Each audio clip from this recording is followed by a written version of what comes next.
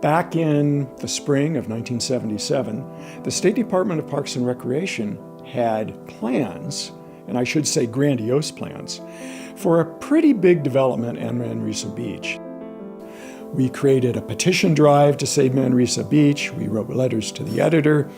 And because we became beach activists, we started hearing about plans for something that we never could have believed possible, drilling for oil offshore Santa Cruz County. No one thought that the Department of Interior, the federal government, would do such a thing.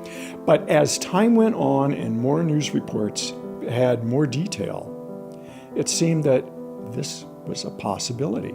So what we decided, the five of us, we would publicize a meeting and see if we could get a lot of people at this meeting. So that's what we did. At the end of the meeting, we said, okay, now that you've heard the problem, we don't just want to be an organization that fights offshore drilling. We want to be an organization that protects the marine and coastal environment. It was Tom Shields who said, the name of this organization's got to be SOS. You know, SOS, this is an emergency. Do you know what I mean? SOS, got it? For Save Our Shores. And everybody said, yes, yes, that's the name of our organization. When a group of individuals comes together, they might have a lot of different skills, a lot of different backgrounds, but they are all dedicated in keeping the marine and coastal environment the beautiful, wonderful resource that it is. And I believe that it's that dedication and that enthusiasm to that dedication that keeps the idea of Save Our Shores alive. Certainly financial support is important, and people that don't have the time but have the money can and should offer their money. But then there's the other people that don't have the money but have the time, whether it's letter writing from home or going out to the beach and participating in a beach cleanup.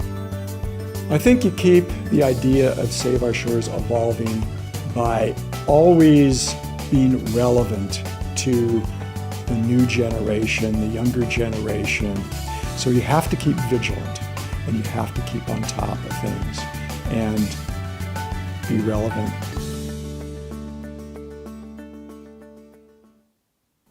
If you think of it, Save Our Shores is considered a so-called environmental organization because Save Our Shores deals with, of course, the marine environment and the coastal environment. But in reality, a clean, sustainable marine and coastal environment is super important for the commercial fishing industry, for the business industry that depends upon recreation here in the Monterey Bay area.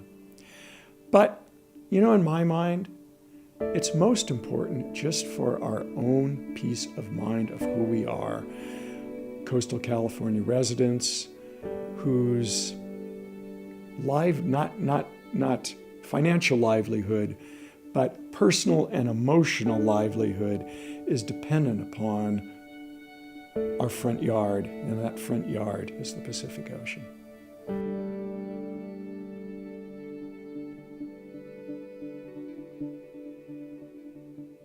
Looking back at it, I guess I could say, you know, I helped do something to make Little Santa Cruz County and the coast of California a better place to live.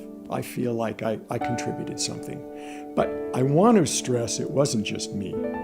It was a group of us who came together at a time that it really was the perfect positive storm, where we might have all come from different walks of life, but we all had the desire to make a difference. And I think that if you ask any one of those people that helped Save Our Shores in the early years along with me, they'd say the same thing.